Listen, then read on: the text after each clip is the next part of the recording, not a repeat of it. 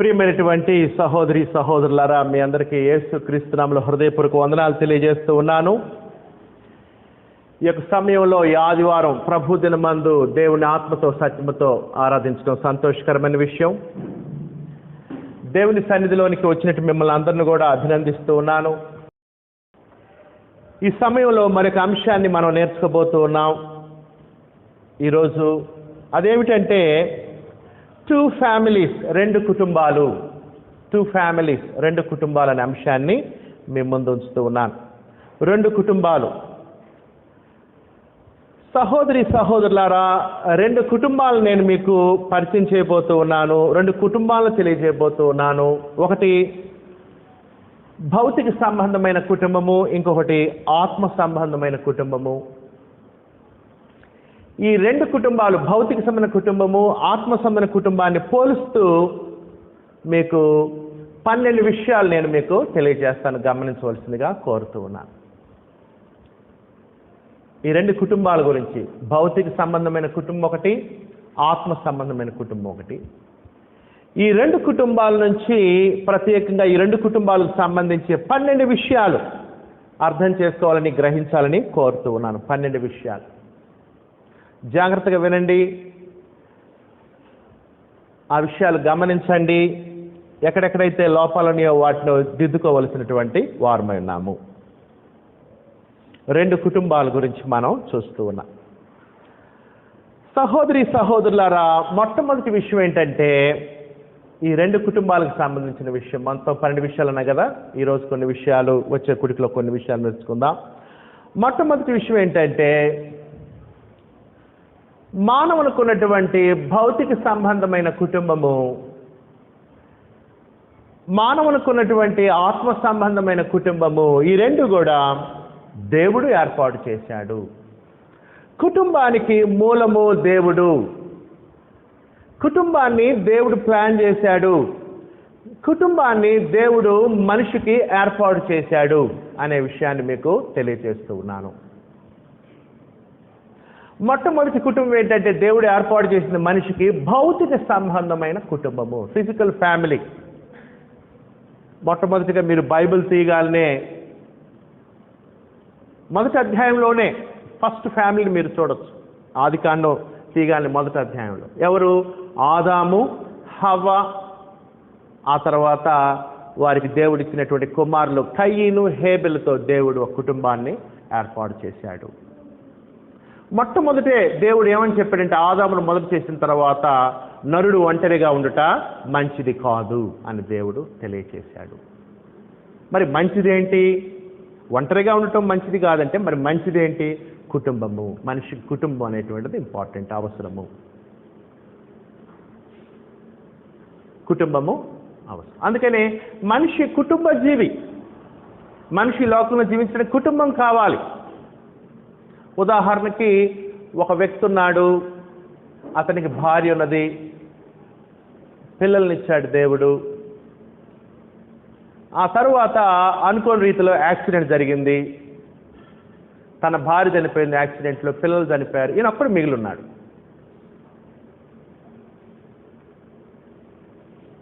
బ్రహ్మాండమైన ఇల్లు ఉంది అతనికి, బ్రహ్మాండంగా పొలాలు ఉన్నాయి, సంపద ఉంది, వాహనాలు ఉన్నాయి, మంచి ఉద్యోగం. అయినప్పటికీ అతను నిజమైనటువంటి ఆనందాన్ని పొందలేడు. కారణం ఏంటంటే అతనికి ఏమీ లేదు, అన్నున్నా కుటుంబం లేదు.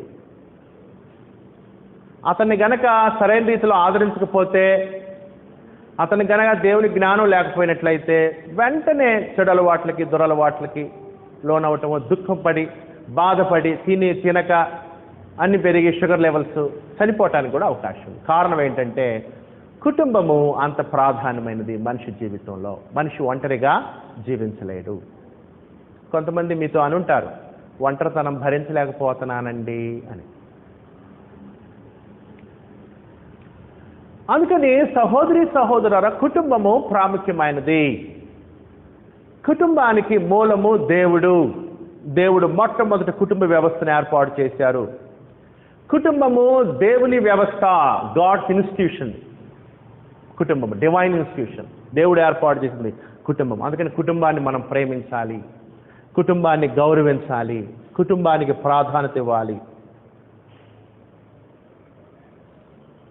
కీర్తనలు 127వ కీర్తన 1వ వచనం చూసినట్లయితే, యెహోవా ఇల్లు కట్టించనిడలా దాని కట్టువారి ప్రయాసం వ్యర్థమే అన్నాడు. కీర్తన 127:3లో, కుమారులు యెహోవానికి స్వాస్థ్యము, గర్భఫలము ఆయనిచ్చు బహుమానమే. కుటుంబాన్ని దేవుడు ఏర్పాటు చేశాడు, భౌతిక సంబంధ కుటుంబాన్ని. మనం కలిగి ఉన్న భార్య, పిల్లలు, ఆ కుటుంబ వ్యవస్థని దేవుడు ఏర్పాటు చేశాడు. హెబ్రీ 3వ అధ్యాయము 3-4 వచనంలో, ప్రతి ఇల్లును ఎవడైనా ఒకని చేత కట్టబడలను, సమస్తము కట్టినవాడు దేవుడే అనే విషయాన్ని కూడా అక్కడ మనం చూస్తూ ఉన్నాం. దేవుడు కుటుంబాన్ని ఏర్పాటు చేశాడు. కుటుంబము చాలా ప్రాముఖ్యమైంది. భౌతిక సంబంధమైన కుటుంబానికి మూలము దేవుడే, ఆత్మ సంబంధమైన సంఘం అనే కుటుంబానికి మూలం కూడా దేవుడే. కుటుంబము చాలా ప్రాముఖ్యమైనది. ఒక మనిషి నేరం చేసినప్పుడు, ఘోరమైన నేరం చేసినప్పుడు, ఆవేశంతోనో అజ్ఞానంతోనో, ఆ వ్యక్తికి జడ్జి గారు విధించే శిక్ష ఏంటంటే కుటుంబానికి దూరంగా ఉంచడం, అతన్ని బంధువులకు దూరంగా ఉంచడం, స్నేహితులకు దూరంగా ఉంచడం, ఒంటరిగా ఉంచడమే అతనికి శిక్ష. జైల్లో ఇంట్లో కంటే బ్రహ్మాండమైన ఫుడ్ పెడతారు. జైల్లో ఇంట్లో టైంకి పెట్టరేమో, అక్కడ టైంకి పెడతారు. అంతేకాదు, నీవు ఇంట్లో ఉంటే న్యూస్ పేపర్ వేయించుకోమేమో, అక్కడ న్యూస్ పేపర్ ఉంటుంది. నీ ఇంట్లో నీకు లైబ్రరీ ఉండదేమో, అక్కడ లైబ్రరీ ఉంటుంది. నీ ఇంట్లో నీకు ఉద్యోగం ఉందో, పని దొరకదేమో, అక్కడ నీకు ఫలానా పని దొరికింది. నీకు రెగ్యులర్గా డాక్టర్ చెకప్ చేయడేమో నిన్ను ఇక్కడ ఇంట్లో, నువ్వు వెళ్ళాలేమో హాస్పిటల్కి, డబ్బులుంటే పోతావు, లేకపోతే పోవేమో. కానీ జైలు అట్ట కాదు, రెగ్యులర్ నేను చెకప్ చేస్తాను. నీ ఇంట్లో నువ్వు చదువుకోలేవేమో వయసు మళ్ళిన తర్వాత, లేదా పిల్లలు చదివిస్తాలే, భారం కొట్టదు, అక్కడైతే నువ్వు చదువుకుంటే చదివిస్తాను. ఏంటి మరి జైల్లో శిక్ష ఏంటంటే కుటుంబానికి దూరంగా ఉంచడం. అంటే మనిషికి శిక్ష ఏంటి? కుటుంబానికి దూరంగా ఉంచడమే, ఒంటరిగా ఉంచడం వాడికి శిక్ష అన్నమాట. సహోదరి సహోదరు, ఆ ఒంటరితనంలో జైల్లో ఉండి వాడు తిని తినక దిగులు పెట్టి చచ్చిపోతాడు. అందుకని సహోదరి సహోదరులారా, కుటుంబము చాలా విలువైనది. డబ్బు కంటే, ధనం కంటే, ఐశ్వర్యం కంటే.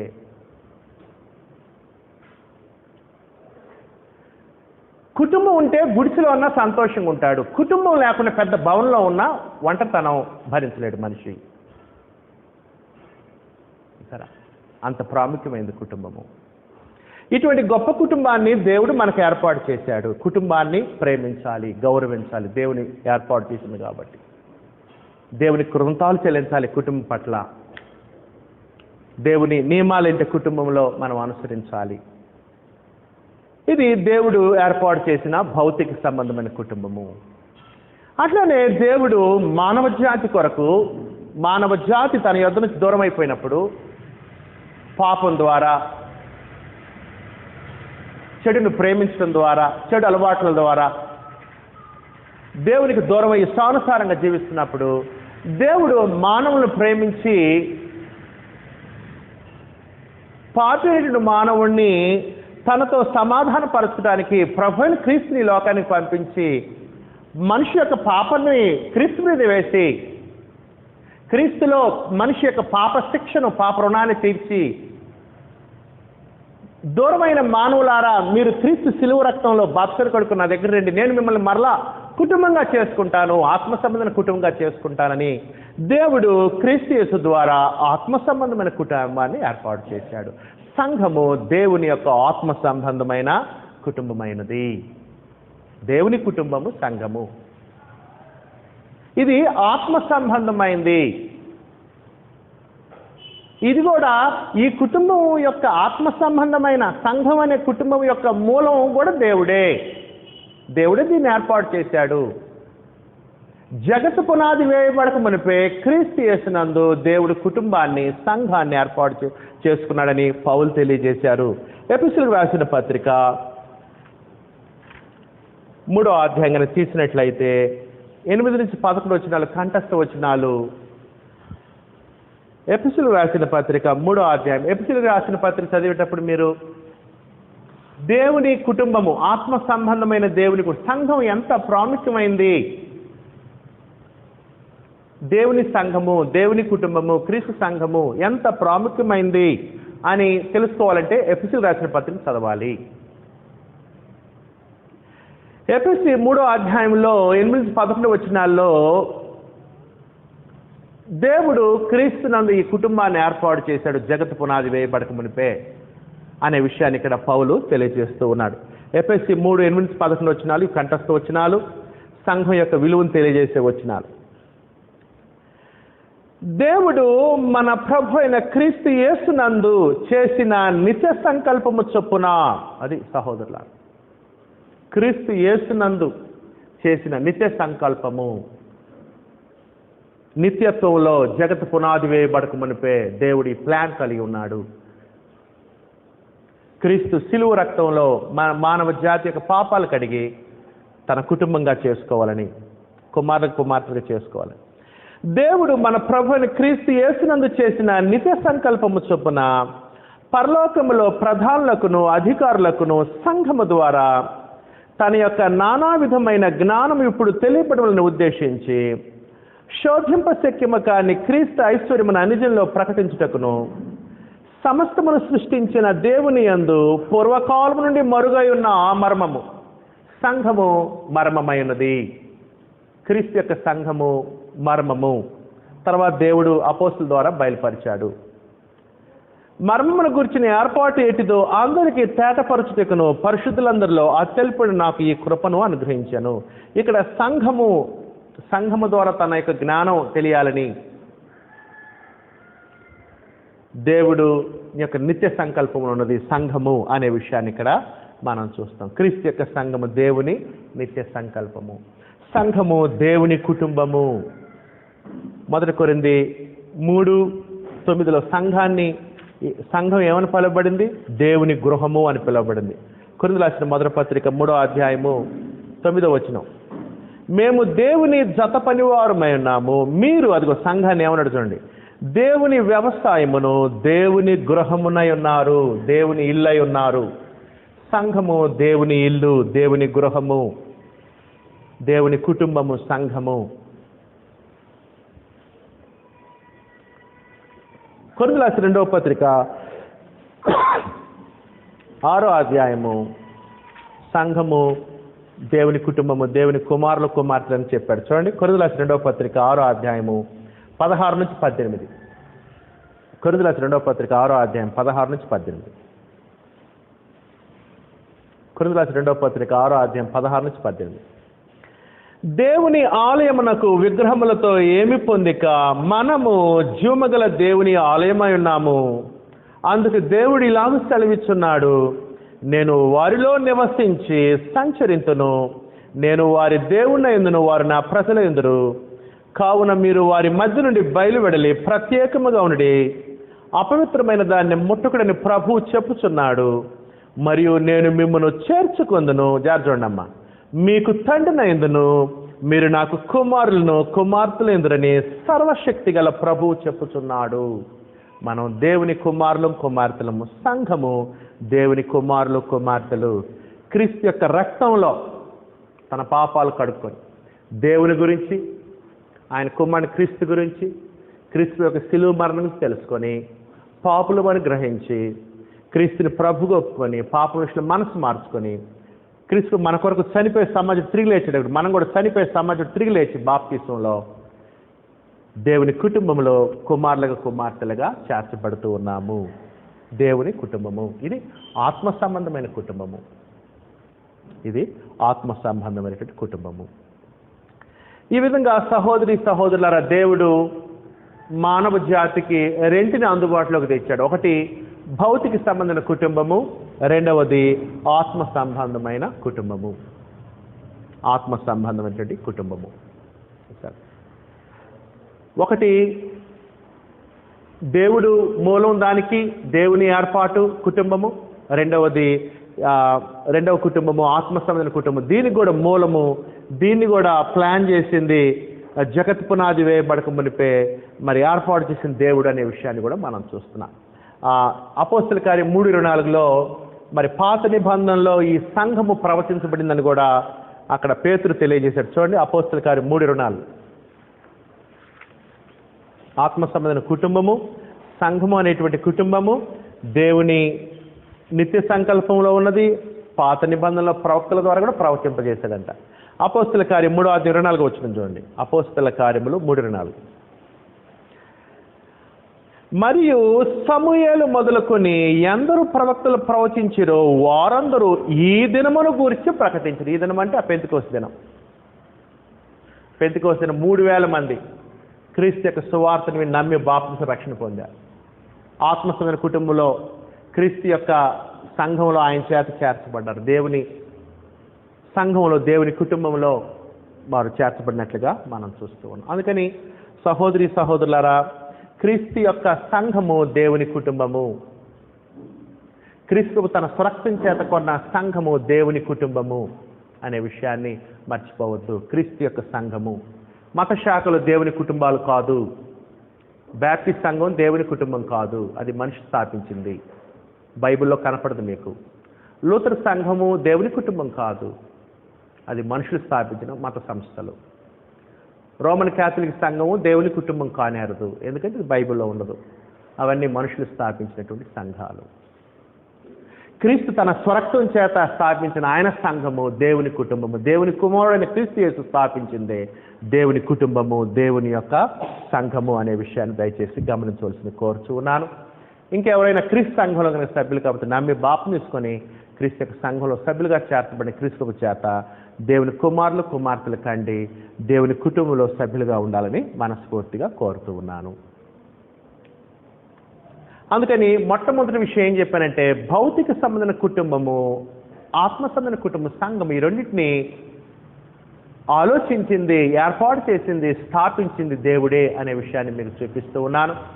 ఒకటి భౌతిక సంబంధమైన కుటుంబము, రెండవది దేవుని కుటుంబము, దేవుని సంఘము, ఆత్మ సంబంధమైన కుటుంబము అని కూడా మీకు తెలియజేస్తూ ఉన్నాను. రెండో విషయం ఏంటంటే, ఈ రెండు కుటుంబాల గురించి 12 విషయాలు చెప్తూ ఉన్నాను. రెండో విషయం ఏంటంటే సహోదరులారా, ఈ భౌతిక సంబంధమైన కుటుంబంలో భౌతిక సంబంధమైన జన్మ ద్వారా, భౌతిక సంబంధమైన తల్లిదండ్రుల యొక్క రక్తాన్ని పంచుకొని భౌతిక సంబంధమైన కుటుంబంలో జన్మిస్తాము. యోహాను సువార్త 1వ అధ్యాయం తీస్తే ఆ విషయాన్ని మనం చూడొచ్చు. యోహాను సువార్త 1వ అధ్యాయము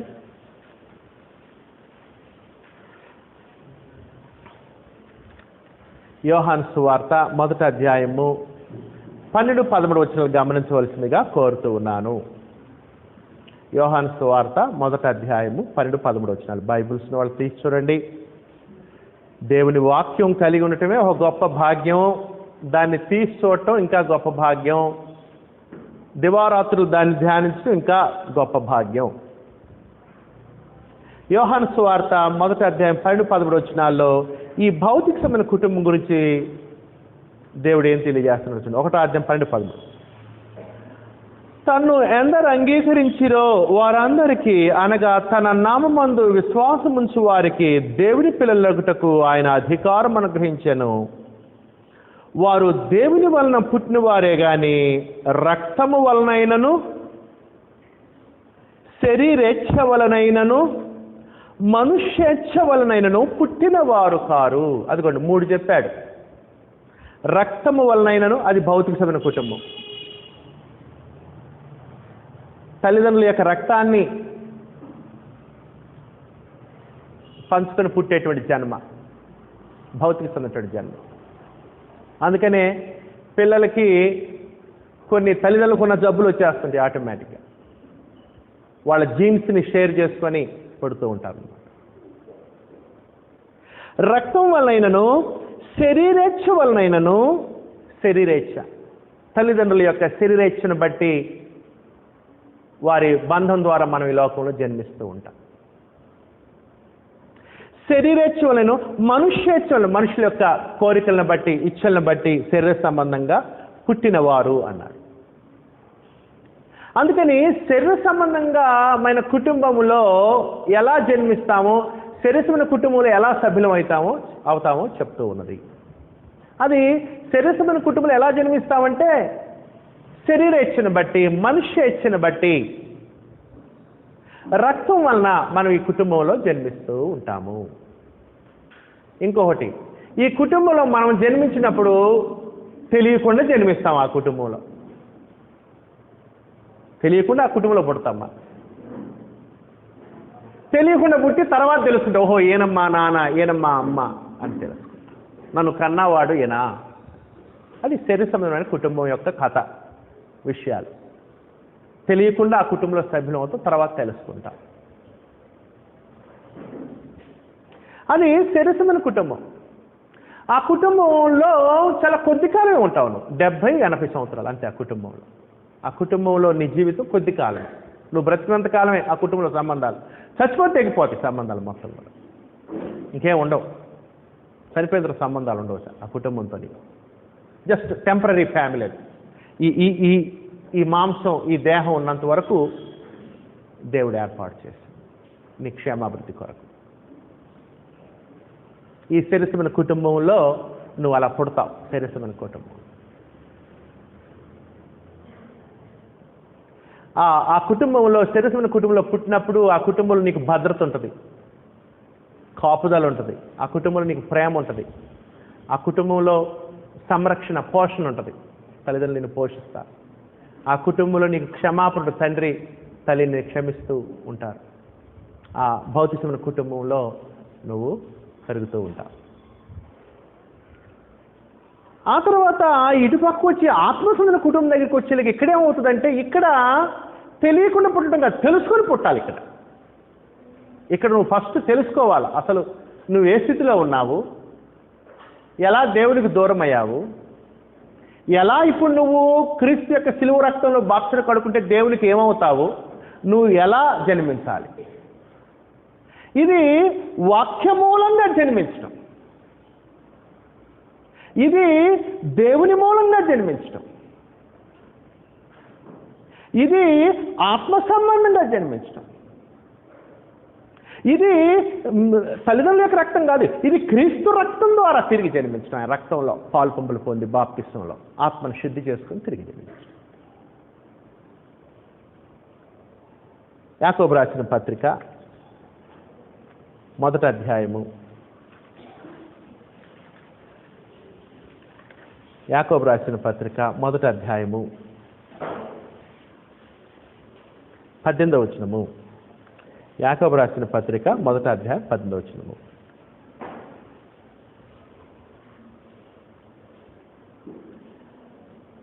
ఆయన అంటే దేవుడు, అక్కడ ఆయన తాను సృష్టించిన వాటిలో మనము ప్రథమ ఫలముగా ఉన్నట్లు సత్యవాక్యము వలన మనలను తన సంకల్ప ప్రకారము కనెను. అది సత్యవాక్యము ద్వారా. ఇక్కడ జన్మించాలంటే దేవుని కుటుంబంలో, ఆత్మసంబంధ కుటుంబ సంఘంలో వాక్యం ద్వారా జన్మించాలి. ముందు వాక్యం వినాలి, వాక్యం ద్వారా జన్మిస్తావు. క్రీస్తు సువార్త ద్వారా జన్మిస్తావు. అక్కడ భౌతిక కుటుంబంలో నీకు తెలియకుండా జన్మిస్తావు. మనుష్యేచ్ఛను బట్టి, శరీరేచ్ఛను బట్టి, రక్తమును బట్టి అక్కడ జన్మిస్తావు. ఇక్కడ దేవుని వాక్యమును బట్టి జన్మిస్తావు. అదే నీకోదేమో చెప్పింది, నువ్వు తిరిగి జన్మించాలి. నీకోదేమంటే ఆయన అన్నాడా, మా అమ్మ మా నాన్న లేరుగా, నేనే ముసలోని, మా అమ్మ వాళ్ళు వచ్చి ఇప్పుడు నేను ఎట్టా జన్మించే, తిరిగి మా అమ్మ లేదుగా అన్నాడు. అది కాదు నేను మాట్లాడేది. ఇదేంటంటే, ఒకడు కొత్తగా జన్మించితే కానీ దేవుడు రాజ్యంలో ప్రవేశించలేడు. నీతి మూలముగాను ఆత్మ మూలముగా జన్మించంటే వాక్యం విని బాప్తిస్మం తీసుకొని తిరిగి జన్మించడము అని యేసు ప్రభువు నీకోదేముకు చెప్తాడు.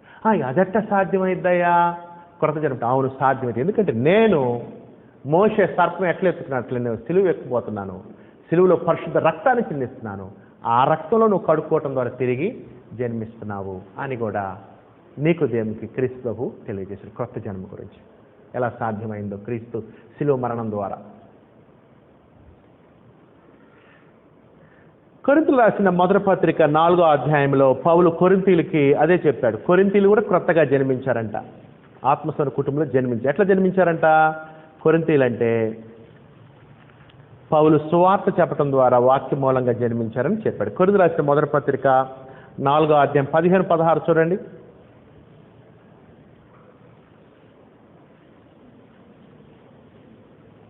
కొరింథీయులకు రాసిన మొదటి పత్రిక 4వ అధ్యాయం 15-16.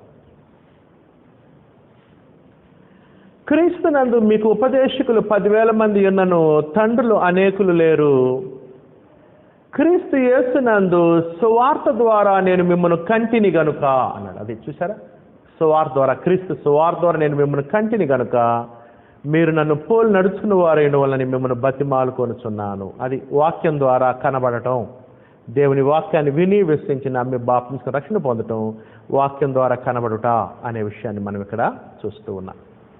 అదేమో తెలియకుండా పుడతాము, ఇదేమో ఈ సంఘంలో దేవుని ఆత్మకుటుంబంలో తెలుసుకొని పుడతాం.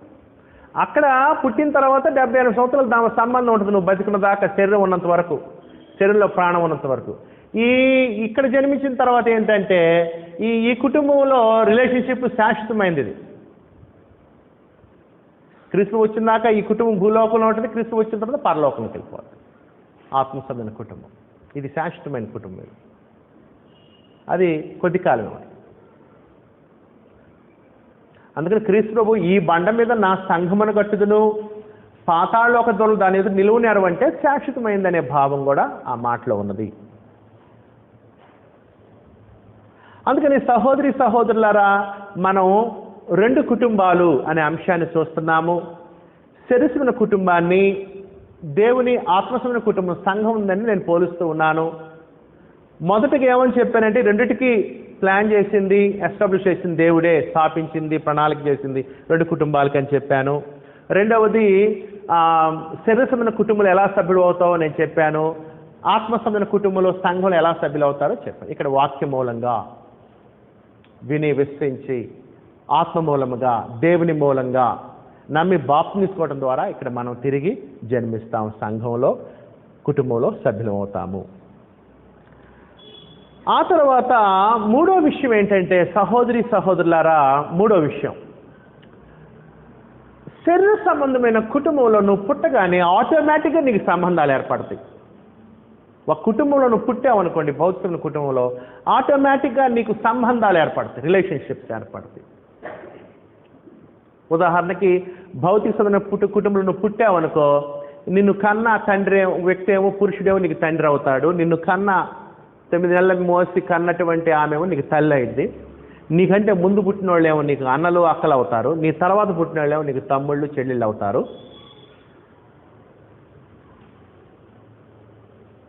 నీ యొక్క తల్లి యొక్క సహోదరులేమో నీకు మామలు అవుతారు, మేనమామలు. నీ యొక్క తండ్రి యొక్క తరపు వాళ్ళు, ఆయన బ్రదర్స్ నీకేమవుతారంటే బాబాయిలో పెదనాన్నలు అవుతారు. రిలేషన్షిప్ ఆటోమేటిక్గా ఏర్పడుతుంది నీకు. ఎప్పుడైతే నువ్వు ఆ కుటుంబంలో పుడితే నీకు రిలేషన్షిప్స్ ఏర్పడతాయి, సంబంధాలు ఏర్పడతాయి. ఎంతవరకు ఉంటే నీకు ఆ సంబంధాలు? 78 సంవత్సరాల వరకు ఆ కుటుంబంతో రిలేషన్షిప్స్ ఉంటాయి. ఇక చచ్చిపోతే రిలేషన్షిప్ ఉండవు, సంబంధాలు ఉండవు కుటుంబంతో, భౌతిక కుటుంబంతో ఆ రిలేషన్షిప్స్ ఉండవు. ఓన్లీ జస్ట్ ఈ లోకంలో జీవించినంత వరకు ఆ రిలేషన్షిప్స్, ఆ సంబంధాలు.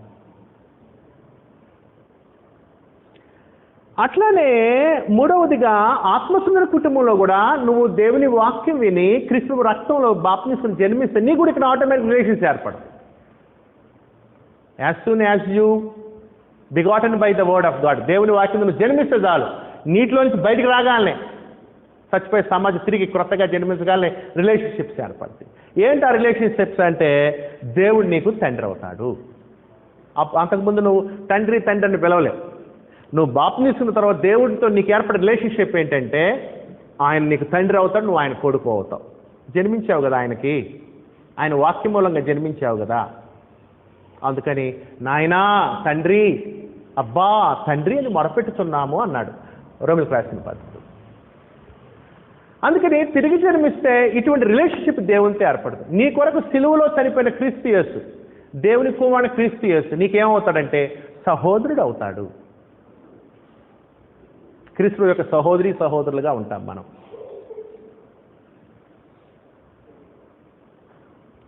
ఆ తర్వాత నీకులాగానే బాప్తిస్మం వాళ్ళందరూ కూడా సంఘంలో సభ్యులు ఉన్నది నీకేమవుతారంటే సహోదరి సహోదరులు అవుతారు. ఈ రిలేషన్షిప్స్ నువ్వు బాప్తిస్మం తీసుకోగానే ఏర్పడింది. మత్తయి సువార్త 23వ అధ్యాయము, మత్తయి సువార్త 23వ అధ్యాయము. బైబిల్స్ వాళ్ళు దయచేసి చూడండి. మత్తయి సువార్త 23వ అధ్యాయము 8-9 వచనాల్లో క్రీస్తు ప్రభు ఈ సంబంధం గురించి చెప్పాడు. మత్తయి సువార్త 23వ అధ్యాయం 8-9 వచనాలు.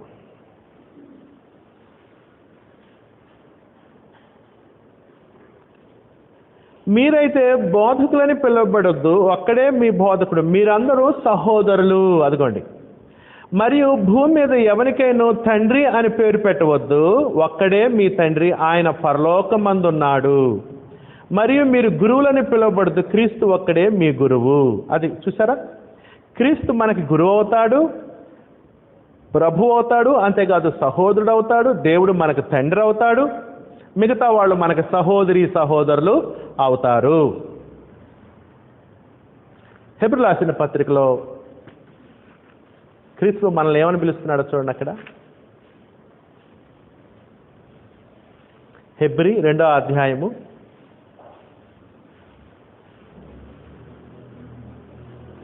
11-12 వచనాలు. 2:11-12. హెబ్రీ 2:11-12. హెబ్రీ 2:11-12.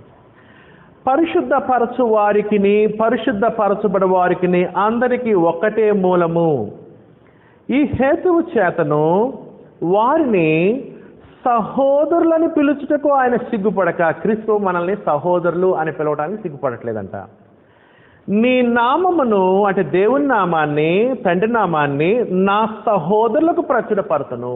నా సహోదరులు, క్రీస్తు అంటున్నాడు నా సహోదరులు అని అన్నాడు.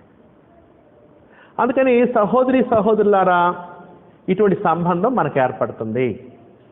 అందుకనే మత్తయి 25:40 క్రీస్తు ఏమన్నాడు తీర్పు దినాన? నేను ఆకలి కొన్నప్పుడు మీరు నాకు అన్నం పెట్టలేదు, తప్పికుండా దాహం ఇవ్వలేదు. అయ్యా నువ్వు ఎప్పుడు వచ్చావు అన్నప్పుడు ఏమన్నాడు?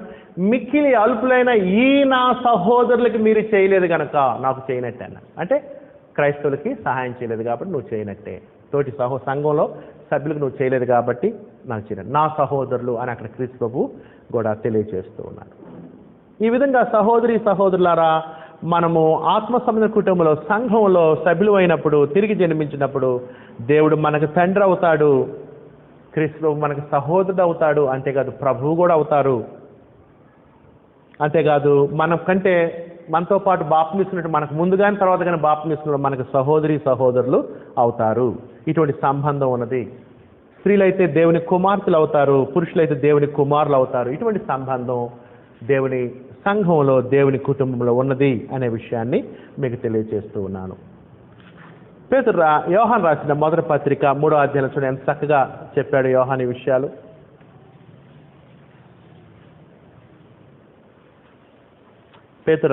యోహాను రాసిన మొదటి పత్రిక 3వ అధ్యాయం 1వ వచనం.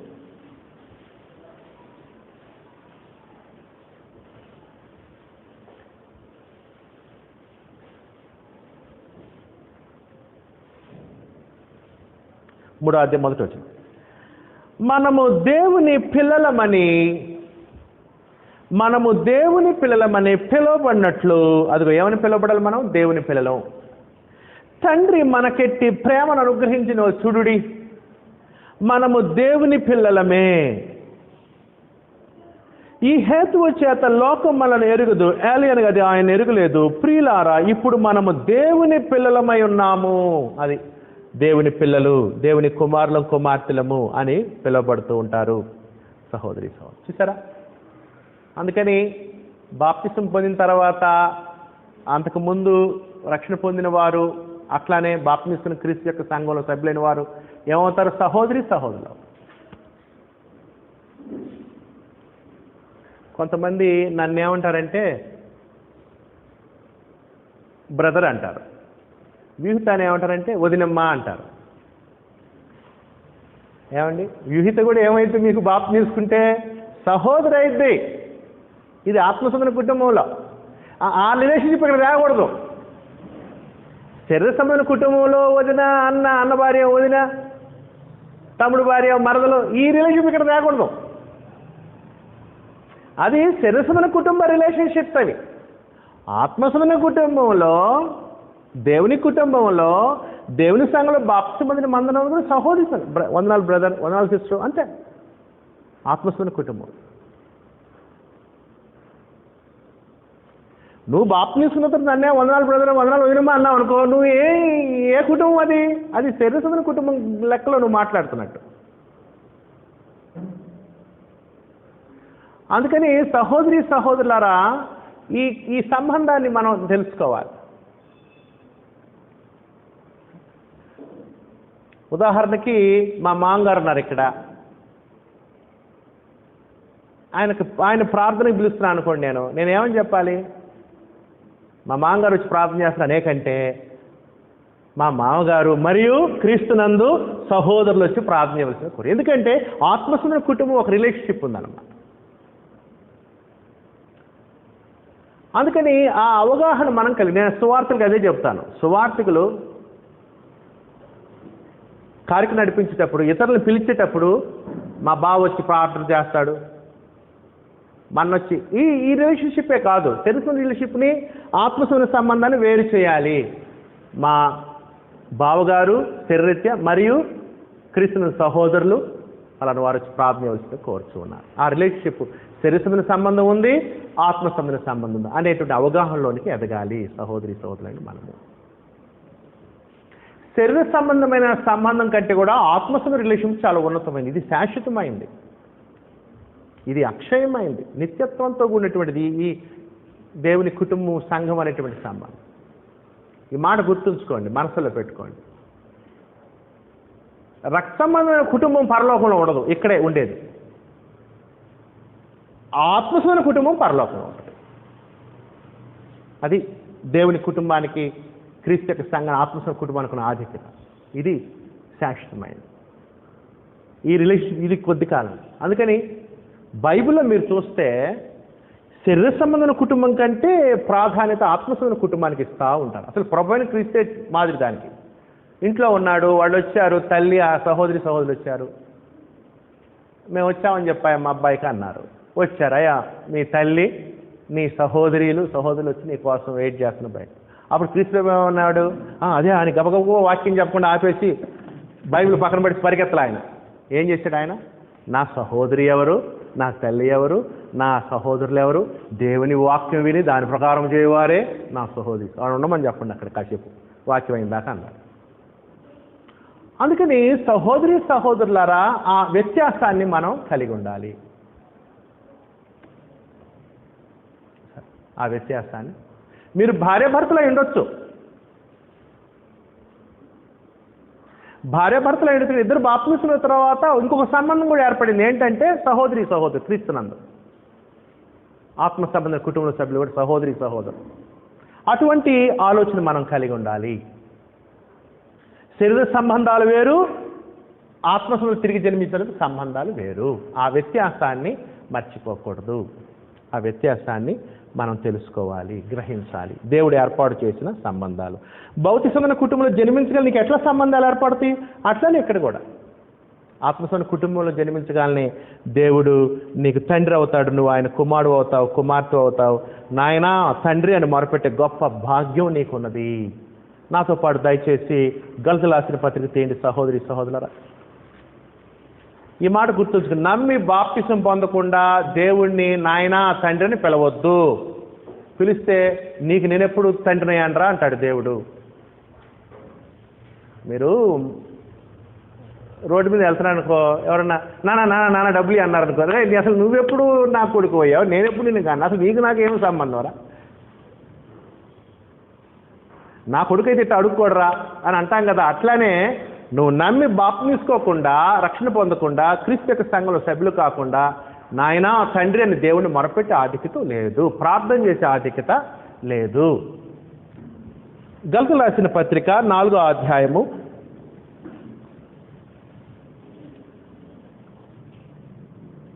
గలతీ రాసిన పత్రిక 4:6 చూడండి సహోదరి సహోదరులారా. గలతీ 4:6. మరియు మీరు కుమారులై ఉన్నందున, అది కుమారులుగా జన్మించారు కాబట్టి, ఆయనకి వాక్య మూలంగా, దేవునికి వాక్య మూలంగా జన్మించారు కాబట్టి, జన్మిస్తే కుమారుడు అవుతాం. మీరు కుమారులై ఉన్నందున నాయనా తండ్రి అని మొరపెట్టు తన కుమారుని ఆత్మను దేవుడు మన హృదయంలోనికి పంపెను. అది మనం బాప్తిసినప్పుడు పరిశుద్ధాత్మతో కూడా మనకు సంబంధం ఏర్పడుతుంది. పరిశుద్ధాత్మ మన దేహంలో నివసించడానికి వస్తారు. నాయనా తండ్రి అని మొరపెట్టు తన కుమారుని ఆత్మను దేవుడు మన హృదయంలోనికి పంపెను. కాబట్టి నీవిక దాసుడవు కావు, కుమారుడవే. కుమారుడు అయితే దేవుని ద్వారా వారసుడివి. అది కుమారులకు ఉన్న ఆధిక్యత, కుమార్తెలకు ఉన్న ఆధిక్యత. నాయన తండ్రిని మొరపెట్టి ప్రార్థన చేసే అది మిగతా వాళ్ళకి లేదు. ఆ రిలేషన్షిప్ లేదు అనే, ఆ సంబంధం లేదు అనే విషయాన్ని దయచేసి జ్ఞాపకం ఉంచుకోవాల్సిందిగా కోరుతూ ఉన్నాను. ఆ తర్వాత సహోదరులారా ఇంకొక విషయం చెప్పి నేను ముగిస్తాను. 4వది ఏంటంటే, 2 కుటుంబాలకు సంబంధించి 4వ విషయం ఏంటంటే, ఈ కుటుంబంలో జన్మించిన తర్వాత, భౌతికమైన కుటుంబంలో జన్మించిన తర్వాత జన్మించగానే నీకు కావాల్సింది ఏంటంటే తల్లిపాలు అవసరము. ఇక నువ్వు ఆ కుటుంబంలో ఎదగాలంటే, బలం పొందాలంటే నువ్వేం చేయాలంటే తల్లిపాలను స్వీకరించాలి. అన్ని పాల కంటే తల్లిపాలు శ్రేష్టమైనవి అని కూడా తెలియజేస్తూ ఉన్నాను. అట్లనే నువ్వు ఆత్మసంబంధ కుటుంబంలో జన్మించే బాప్తిసం జన్మించగాలి. ఇప్పటి నుంచి నువ్వేం చేయాలి? ఇక్కడ కూడా మరి నువ్వు ఎదగాలంటే, బలం పొందాలంటే ఆత్మసంబంధ కుటుంబంలో ఇక్కడ కూడా వాక్యమనే నిర్మలమైన వాక్యమను పాలవలన అన్నాడు. ఇక్కడ కూడా దేవుని వాక్యం అనే పాలు తీసుకుంటూ ఆత్మీయంగా మనం ఎదగాలి. చూసారా, భౌతికమైన కుటుంబం, ఆత్మసమైన కుటుంబం చాలా పోలికలు ఉన్నాయి రెండింటికి దగ్గర దగ్గర. పేతురు రాసిన మొదటి పత్రిక 2వ అధ్యాయం తీయండి సహోదరులారా. పేతురు రాసిన మొదటి పత్రిక 2వ అధ్యాయము. పేతురు రాసిన మొదటి పత్రిక 2వ అధ్యాయము మొదటి 3 వచనాలు చదువుతాను చూడండి.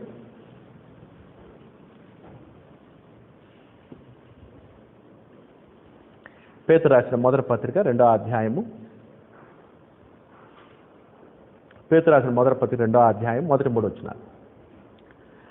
ప్రభువు దయాళుడని మీరు రుచి చూచి ఉన్న యెడల సమస్తమైన దుష్టత్వమును, సమస్తమైన కపటమును, వేషధారణను, అసూయను, సమస్త దూషణ మాటలను మాని క్రొత్తగా జన్మించిన శిశువులను పోలిన వారే. అది క్రొత్తగా జన్మించిన శిశువులను పోలిన వారే.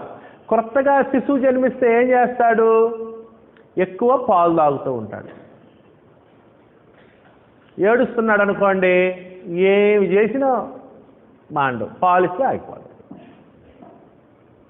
పాలు తాగటం, నిద్రపోవటం. అపేక్ష, పాలకు చాలా అపేక్ష కలిగి ఉంటారు సహజంగా పిల్లలు కదా. అట్లానే ఆత్మసంబంధ కుటుంబంలో జన్మించిన మనం కూడా అటువంటి అపేక్ష వాక్యం పట్ల కలిగి ఉండాలి. అంత ఆసక్తి కలిగి ఉండాలి. దేవుని వాక్యం వినాలి, నేను దేవుని వాక్యాన్ని నేర్చుకోవాలి అనే ఆసక్తి ఉండాలి, అపేక్ష ఉండాలి. అపేక్ష అంటే తీవ్రమైన కోరిక, గాఢమైన కోరిక. క్రొత్తగా జన్మించిన శిశువులను పోలిన వారే నిర్మలమైన వాక్యమును పాల వలన రక్షణ విషయములో ఎదుగు నిమిత్తము ఆ పాలను అపేక్షించుడి. అటువంటి అపేక్ష కలిగి ఉండాలి సహోదరి సహోదరుల. అక్కడ చూసారా వాక్యాన్ని దేంతో పోల్చాడు? తల్లిపాలు ఎంత శ్రేష్టమైనయో దేవుని వాక్యం అనే పాలు అంటారు.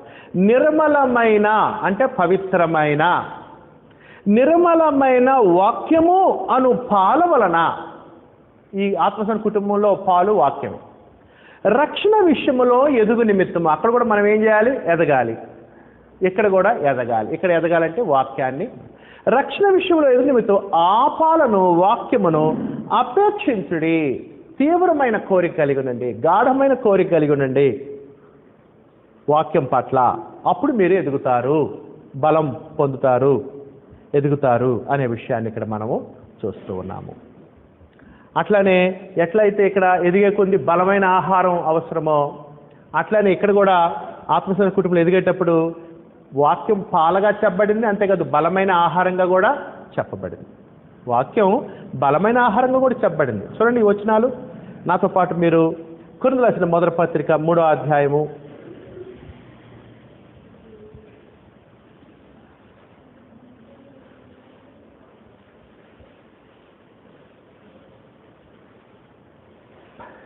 3వ అధ్యాయము 2వ వచనంలో పౌలు ఏమన్నాడు చూడండి. కొరింథీయులకు రాసిన మొదటి పత్రిక 3వ అధ్యాయం 2వ వచనం. 3వ అధ్యాయం 2వ వచనం. అప్పటిలో మీకు బలము చాలకపోయినందున పాలతోనే మిమ్మును పెంచితిని గాని అన్నముతో మిమ్మును పెంచలేదు అన్నాడు పౌలు గారు. అంటే వాళ్ళు కొరింథీయులు మొట్టమొదటి బాప్తిసం తీసుకున్నప్పుడు చిన్న చిన్న విషయాలు చెప్పుకుంటూ వచ్చాడంట, గొప్ప లోతైన విషయాలు చెప్పలేదంట పౌలు కొరింథీయులకి.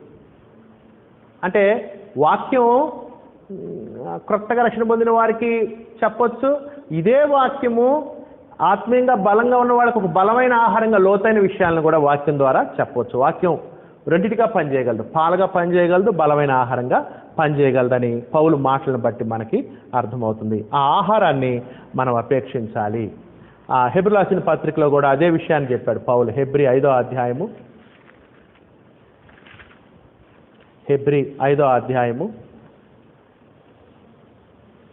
12వ వచనంలో ఒక చక్కటి మాట చెప్పాడు చూడండి. హెబ్రీ 5:12 కాలమును బట్టి చూచితే మీరు బోధకులుగా ఉండవలసిన వారై ఉండగా దేవోక్తులలో మొదటి మూలపాఠములను మీకు మరలా బోధింపవలసి వచ్చెను. మీరు పాలు త్రాగవలసిన వారే గాని బలమైన ఆహారము తినగలవారు కారు.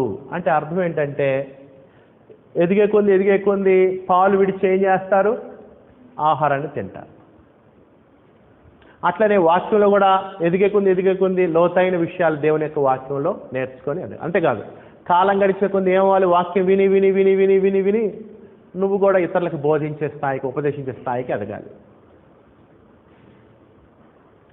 కానీ ఈ హెబ్రీలైనటువంటి క్రైస్తవులు హెబ్రీల్లో ఒక సమస్య ఉంది. ఏంటంటే కాలమును బట్టి చూసితే వాళ్ళు ఆహారం తినాలి, కానీ వాళ్ళు ఇంకా ఏం తింటున్నారంట? పాలే తాగుతున్నారు. మీరు గమనించే ఉంటారు, కొంతమంది పిల్లలు వయసు వస్తుంది, ఎదిగి వస్తారు, కానీ ఏం ఇష్టపడుతుంటే ఇంకా ఏం తాగుతూ ఉంటాడు? పాలే తాగుతారు. అప్పుడు ఏమైంది? ఎప్పుడు పాలే తాగితే బలహీనంగా ఉంటారు, ఎదగలేరు, సరైన అభివృద్ధి ఉండదు, సరైన విధానం కూడా కాదు. అట్లనే ఆత్మసంబంధ విషయాలు కూడా నేర్చుకుంటూ ఎదగాలి, ఇతరులకి నేర్పించే స్థాయిలోకి ఎదగాలి. ఎప్పుడు నువ్వు చెప్పిందే వింటా అనేటువంటి స్థితిలో ఉంటే నువ్వు సరిగా ఎదగట్లేదు.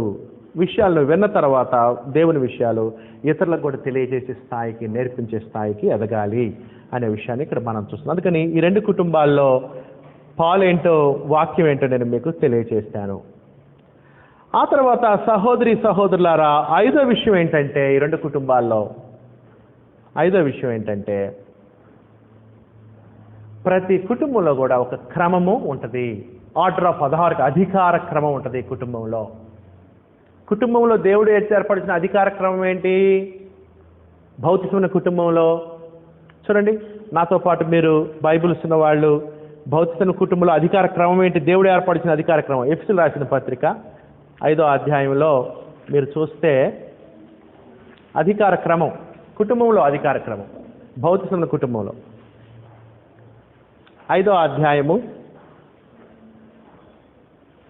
అధికార క్రమం ఉంటుంది. ఇంట్లో దేవుడు ఏర్పరిచినటువంటి కుటుంబంలో అధికార క్రమం ఉంటుంది. 5వ విషయం అనమాట అది. ఎఫెసీ 5వ అధ్యాయం 2వ వచనం చూడండి. 2వ వచనం అండి.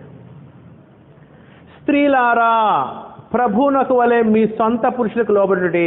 ఇది కుటుంబంలో, భౌతిక కుటుంబంలో భార్యాభర్తల మధ్య ఉన్న సంబంధాలు ఇవి. భార్య తన భర్తకు లోబడాలి అని చెప్పుకుంటూ వచ్చాడు కదా. ఆ తర్వాత ఏమన్నాడు చూడండి, సహోదరులారా 23వ వచనం. స్త్రీలకు చెప్పిన తర్వాత మళ్ళీ పురుషులకు ఏం చెప్పాడు? 25. పురుషులారా, మీరు మీ భార్యను ప్రేమించి, కుటుంబంలో ఉన్నటువంటి విధానం. ఆ తర్వాత 6వ అధ్యాయం 1వ వచనం చూడండి. పిల్లలారా, తర్వాత పిల్లలు, ప్రభువునందు మీ తల్లిదండ్రులకు విధేయులైనడి అని చెప్పుకుంటూ. ఆ తర్వాత 5వ వచనంలో మనం ఇంట్లో ఉంటే మన ఇంట్లో పనివాళ్ళు ఉంటారు కదా, వాళ్ళు ఏం చేయాలి? ఒక్కొక్క ఇంట్లో పనివాళ్ళు కూడా ఉంటారు. దాసులారా, పని మనిషి ఉండొచ్చు. ఈ విధంగా భౌతికమైన కుటుంబంలో ఒక అథారిటీ ఉంది, ఆర్డర్ ఆఫ్ అథారిటీ, అధికార క్రమం ఉన్నది. దాసులు దాసురాండ్రు ఉంటే వాళ్ళు యజమానులకు లోబడాలి, యజమానురాలకి యజమానులకి. పిల్లలుంటే తల్లికి లోబడాలి, భార్య ఉంటే భర్తకు లోబడాలి. ఇది దేవుడు కుటుంబంలో ఏర్పాటు చేసిన క్రమం, అధికార క్రమం. అట్లా ఉంటే కుటుంబం సంతోషంగా ఉంటుంది, సులువుగా సాగిపోతూ ఉంటాయి, కార్యక్రమాలు దేవునికరంగా ఉంటాయి. అట్లానే ఈ ఆత్మసమైన కుటుంబంలో కూడా దేవుడు ఒక అధికార క్రమం ఏర్పాటు చేశాడు. దేవుని కుటుంబంలో, ఆత్మసమైన సంఘం అనే కుటుంబంలో దేవుడు అధికార క్రమం ఏర్పాటు. ఏంటి అధికార క్రమము? కొరింథీయులకు రాసిన మొదటి పత్రిక 11వ అధ్యాయంలో చెప్పాడు. చూడండి, ఇది సంఘంలో అధికార క్రమం. ఇది దేవుని కుటుంబంలో, ఆత్మసమైన కుటుంబంలో అధికార క్రమం. కొరింథీయులకు రాసిన మొదటి పత్రిక 11వ అధ్యాయము, కొరింథీయులకు రాసిన మొదటి పత్రిక 11వ అధ్యాయం 3వ వచనం చదువుతాను. చూడండి, 3వ వచనం. ప్రతి పురుషునికి శిరస్సు క్రీస్తనియు, స్త్రీకి శిరస్సు పురుషుడనియు, క్రీస్తునకు శిరస్సు దేవుడనియు మీరు తెలుసులను కోరుతున్నాను. అది దేవుని కుటుంబంలో స్త్రీలు ఉంటారు, పురుషులు ఉంటారు. స్త్రీలు పురుషులకి లోబడాలి, పురుషుల నాయకత్వంలో స్త్రీలు వెంబడించాలి. పురుషులకి శిరస్సు ఎవరు? క్రీస్తు ప్రభువు. క్రీస్తు ప్రభు చెప్పినట్టు పురుషులు వినాలి. క్రీస్తు ప్రభుకి శిరస్సు ఎవరు? తండ్రి దేవుడు. తండ్రి దేవుడు చెప్పిన ప్రకారం క్రీస్తు ప్రభు లోబడుతూ ఉంటాడు. ఇది దేవుని సంఘంలో, ఆయన కుటుంబంలో ఉన్నటువంటి అధికార క్రమము. అందుకనే క్రీస్తు యొక్క సంఘాల్లో స్త్రీ నాయకత్వం వహించదు. క్రీస్తు యొక్క సంఘాల్లో నువ్వు పాట పాడు, ఈ పాట పాడండి, ఇట్లాంటివి ఉండవు. ఎందుకంటే దేవుని కుటుంబంలో, ఆత్మసన కుటుంబంలో దేవుడు ఒక అధికార క్రమం ఏర్పాటు చేసిన ఆ అధికార క్రమాన్ని క్రీస్తు యొక్క సంఘాల్లో అనుసరిస్తూ ఉంటాం మనము.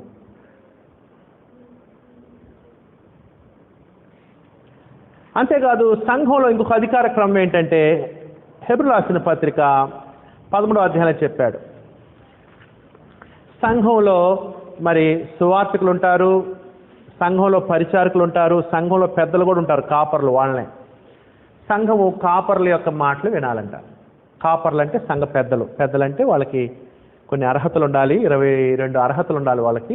సంఘంలో పెద్దలు కాపర్లు ఏర్పాటు చేయబడిన తర్వాత, అంటే వారికి విశ్వాసులైన భార్య ఉండాలి, విశ్వాసులైన పిల్లలు ఉండాలి, అతనికి వాక్య జ్ఞానం ఉండాలి. ఇట్లా అంతేకాదు సంఘంలో కాపర్లు పెద్దలు ఒకరికంటే ఎక్కువ మంది ఉండాలి, ఇద్దరు అంతకంటే ఎక్కువ మంది ఉండాలి. హెబ్రీయులకు రాసిన పత్రిక 13వ అధ్యాయంలో సంఘం అంట పెద్దలకు లోబడాలి, సంఘ కాపర్లకు, సంఘ పెద్దలకు అని కూడా అక్కడ చెప్పాడు పౌలు గారు. హెబ్రీయులకు రాసిన పత్రిక 13వ అధ్యాయం 17వ వచనం చూడండి, 13-17. మీ పైన నాయకులుగా ఉన్నవారు, అది సంఘంలో నాయకులు, వాళ్ళే కాపర్లు, వాళ్ళే పెద్దలు. సూర్యనగర్ సంఘంలో పెద్దలు లేరనుకోండి, ఆ పెద్దలు ఏర్పాటు చేయబడినప్పుడు అర్హతలు ఉన్న వాళ్ళు పెద్దలుగా ఏర్పాటు చేయబడతారు, నాయకులుగా. వాళ్ళకు లోబడాలి. 17వ వచనం. మీ పైన నాయకులుగా ఉన్నవారు లెక్క ఒప్పచెప్పవలసిన వారి వలె మీ ఆత్మలు కాల్చున్నారు. వారు దుఃఖముతో ఆ పని చేసినట్లా మీకు నిష్ప్రయోజనం గనక దుఃఖముతో గాక ఆనందముతో వచ్చినట్లు వారి మాట విని వారికి లోబడి ఉండి. సంఘం ఆ యొక్క సంఘ కాపర్లకు లోబడాలి. దేవుడి నియమం అది అనే విషయాన్ని మనం చూస్తూ ఉన్నాము. ఇది దేవుడు తన కుటుంబంలో, ఆత్మస్వమైన కుటుంబంలో దేవుడు ఏర్పాటు చేసినటువంటి నియమావళి అనే విషయాన్ని దయచేసి గమనించవలసిందిగా కోరుతూ ఉన్నాను. దేవుడు ఏర్పాటు చేసిన అధికార క్రమము. సంఘ పెద్దలకు లోబడమని పేతురు కూడా తెలియజేశాడు. పేతురు రాసిన మొదటి పత్రిక 5వ అధ్యాయము